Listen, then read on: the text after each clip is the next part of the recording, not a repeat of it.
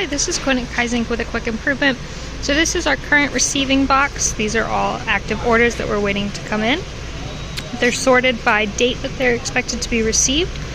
But we noticed there's an issue where you can't really see the dates above the paper, so you've got to start bending them down to see what's at what date, as well as we're adding colored tape based off of which department they're going to the top of each paper, which is an extra step that isn't adding a ton of value to it, so we're going to make an improvement to it.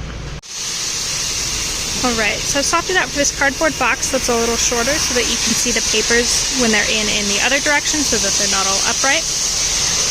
And we've swapped them out for image proofs of each job that's coming in so that on the receiving side you don't have to know the manufacturer codes for each garment that's coming in. You'll have a visual proof of, this one's polos, this one's just some black t-shirts. And then they're still set up the same way that they're behind the number cards for the date that they're coming in at. And with these tabs up higher, you can flip through to the date tabs a little quicker instead of having to bend papers out of your way to get to them. And another improvement we've made to the proofs is we've changed this colored border on the edge to the department color. So before they were all black, and these ones are older proofs, so they still have that on them.